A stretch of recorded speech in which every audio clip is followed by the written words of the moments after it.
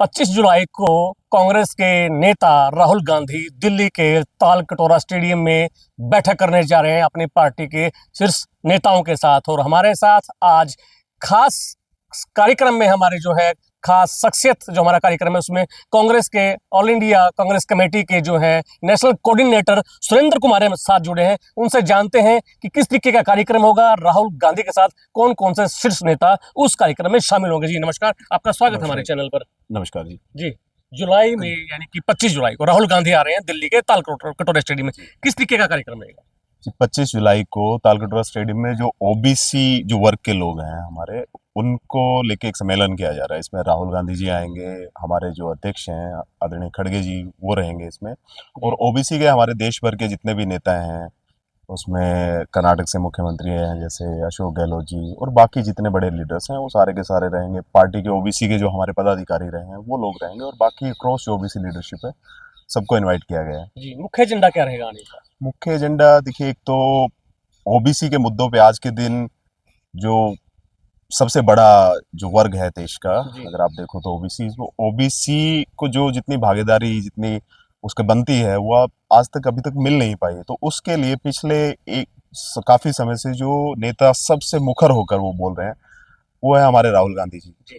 जनसंख्या की जो जनगणना की जो बात थी वो भी राहुल गांधी जी ने उठाई, और बहुत जोर शोर से सड़कों पे भी उठाई उन्होंने, संसद में भी वो आवाज उठाई, और उसका परिणाम ये रहा कि ओबीसी को वो डिमांड माननी पड़ी। और जाति जनगणना के लिए ओबीसी ने बीजेपी ने बोला है, देखिए वो कैसे करवाएंगे उसको, पर वो एक किस्म से ओबीसी समाज के लिए एक वो बहुत बड़ी चीज़ है, क्योंकि जब आपको पता चलेगा कि किसका नंबर कितना है, पॉलिसी मेकिंग में हेल्प मिलती है, उनके लिए आप बेटर पॉलिसीज बना पाओगे। क्योंकि वो लोग ऐसे हैं जो मुख्य धारा से कहीं पीछे थोड़ा सा छूट गए हैं, इसीलिए हम उनको पिछड़े बोलते हैं, इसीलिए उनके लिए स्पेशल रिजर्वेशन वगैरह का प्रोविजन किया गया है। तो पॉलिसी मेकिंग वो चीज़ बहुत जरूरी है। तो इसमें एक तो कुछ ऐसे मुद्दे इनको हम आगे कैसे लेके जाएं, जैसे राहुल गांधी जी बोल रहे हैं कि रिजर्वेशन का जो कैप है उसको बढ़ाना पड़ेगा अगर उनको ज़्यादा प्रतिनिधित्व देना है। तो कुछ ऐसे मुद्दे हैं ये सारे के सारे, इन मुद्दों के ऊपर। और बाकी राजनीतिक भागीदारी की जहाँ तक बात है, कांग्रेस पार्टी जैसे बोल ही रही है कि हम पिछड़ों को ऑर्गेनाइजेशन में और बाकी लीडरशिप रोल में हम राजनीतिक भागीदारी देंगे, और बाकी जगहों पे भी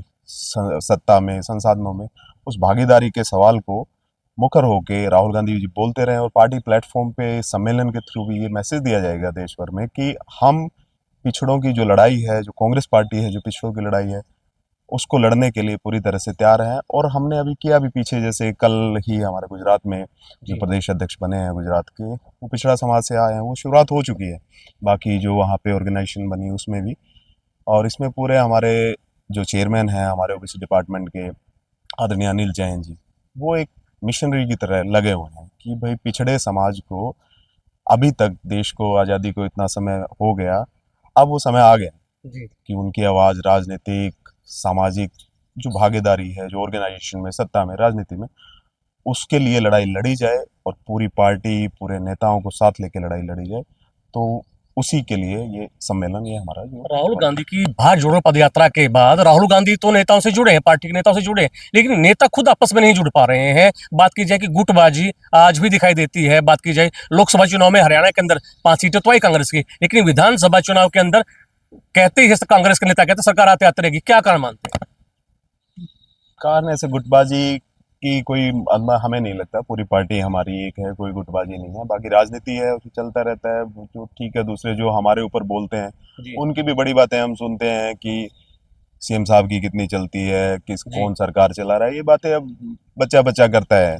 गलियों में बातें हम सुनते हैं, कहीं बैठते हैं गाँव में, वो करते हैं। तो वो चलता रहता है, राजनीति में प्रतिस्पर्धाएं हैं आपस में, वो मतलब ऐसा कुछ गुटबाजी वाला बात नहीं। पूरी पार्टी हमारी एक है, हम पूरा एक होके इलेक्शन लड़े हैं, और एक होके हम जनता की लड़ाई लड़ रहे हैं। तो सारे गुटबाजी नहीं है, पार्टी एक है, कार्यकर्ता एक है, नेता एक है। तो उसके बावजूद किरण चौधरी पार्टी छोड़ के क्यों चली गई? और वो भी आज भी कहती हैं भाजपा में जाने के बाद कि कांग्रेस हरियाणा में दीपेंद्र हुड्डा और भूपेंद्र हुड्डा। देखिए किरण जी चली गई, वो उनका अपना पर्सनल डिसीजन है, ठीक है, उस पर मैं कुछ नहीं कहना चाहूँगा जी। बाकी मैं जहाँ तक कांग्रेस पार्टी की जो बात है, मैं काफ़ी टाइम से पार्टी में काम कर रहा हूँ, हम भी चीज़ें देख रहे हैं, बाकी चलता रहता थोड़ा बहुत। ऐसा कुछ नहीं है कि गुटबाजी है ये वो, वो हवा देने वाली बात है, वो विपक्ष वाले बोलते रहते हैं गुटबाजी ऐसा। जी राजनीति में हर जगह है, जहाँ चार लोग होते हैं वहां पे भी आपस में, आप घर पे भी बैठे हो वहां पे भी चलता रहता है थोड़ा बहुत। तो ऐसा ही है हमारे यहाँ, कुछ ऐसा नहीं है जी, कि उस हरियाणा चीज दौरे को पे भी राहुल गांधी आए हैं और हाल ही में जो जिला अध्यक्षों की बात उन्होंने कही थी कि जातीय आधार पर जिला अध्यक्ष बनाए जाएंगे। क्या देख किस नजर से देखते हैं चीज नहीं, को आप? मैं जातीय आधार उसको नहीं कहूंगा, जी जातीय आधार पे जी इसमें क्या है, जो राहुल जी जो बोल रहे हैं, जी जो समाज जैसे दलित समाज, पिछड़ा जी समाज, आदिवासी, माइनॉरिटीज, महिलाएं, वो सब की बात कर रहे हैं, जी ठीक। और उनको जितना, जो उनका नंबर है, पॉपुलेशन है, जितना उनको प्रतिनिधित्व मिलना चाहिए, जो एक उनका जो सोशल जो चीजें हैं उनमें सुधार आ सके, उसके लिए वो प्रतिनिधित्व की बात कर रहे हैं। तो उसके लिए कांग्रेस पार्टी ने पीछे, हमारा रायपुर में अधिवेशन हुआ था, बाकी अधिवेशनों में भी बोला भी है कि हम दलित, पिछड़े, माइनॉरिटी, आदिवासी, महिलाओं को, और उसमें यूथ का भी ध्यान रखा जाएगा, उन सबको एक पर्टिकुलर नंबर हमने फिक्स किया है पार्टी ने।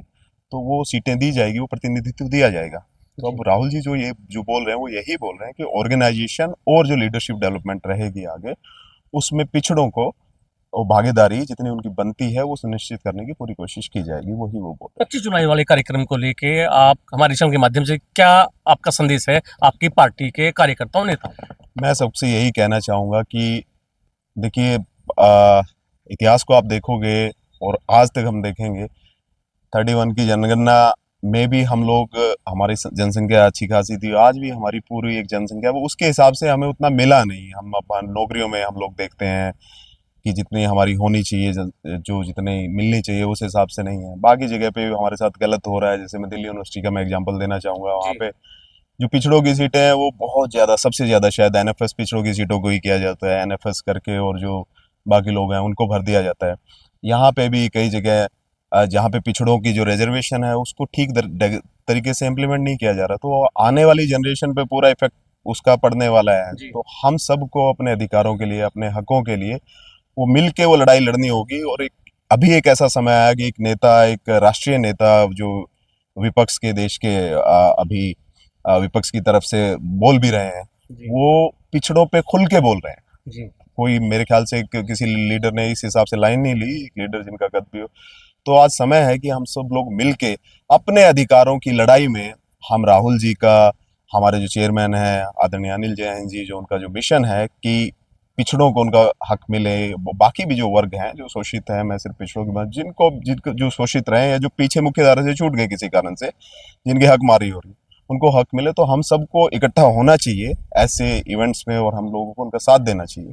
तो क्या मैं ये 2029 के चुनाव में कांग्रेस का जो हाथ का निशान है वो सत्ता पे काबिज होगा हरियाणा में या बस्तर जरूर स्तर पर दिल्ली में जरूर अपने होगा, जो सत्ता कायम रहेगी आप लोगों की? जो जरूर होगा, जो अभी जैसे हरियाणा में जो हम हालात देख रहे हैं जी फिलहाल, जो प्रदेश में हालात है, जी और बाकी तो सत्ता तो ऐसा है कि जिस हिसाब से इंस्टीट्यूशंस को और उनको मिसयूज कर रही है जी बीजेपी, जी वो एक अलग विषय है। पर जो जो हालात है उससे लोग परेशान हैं। हर रोज घटनाएं घट रही हैं, कहीं फिरौती मांगी जा रही है, कहीं जी कुछ हो रहा है, खुलेआम ऐसे चल रहा है, जैसे अभी हिसार में पीछे घटना जी घटी, और बाकी कई जगह में हम देख रहे हैं। तो जनता खुद परेशान है, रोजगार नहीं है, यूथ परेशान है, युवा बहुत परेशान है, पढ़े लिखे लोग बेचारे, नहीं मिल पा रही उनको नौकरियां, जी रोजगार नहीं है। तो ये जनता भी कब तक इन चीजों को झेलेगी? जी अभी भी मतलब बीजेपी अभी भी सुधरने का नाम नहीं ले रही। जी जनता ने उनको सीट दी, भरोसा दिया। तो हमारा पूरा विश्वास है कि 2029 की जो आप बात कर रहे हो, जी कांग्रेस सेंटर में भी आएगी जी और स्टेट में भी आएगी और पूरे बहुमत के साथ आएगी। कि भाजपा की डबल इंजन की सरकार है हरियाणा में भी केंद्र में भी और हरियाणा के मुख्यमंत्री नया शिव सैनी का कहना है जैसे आपने कहा कि अपराध बढ़ गया है, लूट खसोट बढ़ गई है, नौकरियां नहीं है, रोजगार नहीं है, तो मुख्यमंत्री का कहना बिना पर्ची बिना खर्ची की नौकरियां दे रहे हैं। और हरियाणा के अपराधियों के लिए तो सीएम साहब ने कह दिया कि या तो प्रदेश छोड़ दें अपराध छोड़ दें। देखिए, पर्ची खर्ची पे बस मैं इतना ही कहना चाहूंगा कि जी आप वो पूरे तरीके से उसको देखोगे जी तो कौन सी नौकरी हरियाणा के लोगों को दी जा रही है और कौन सी नौकरी दूसरे प्रदेशों के लोगों को दी जा रही है, वो लिस्टें हर जगह वायरल होती है। आजकल सोशल मीडिया का टाइम है, सबको पता जी है कि कौन से प्रदेशों से लाके हरियाणा में जी टॉप पोजीशंस पे लोगों को भरा जा रहा है।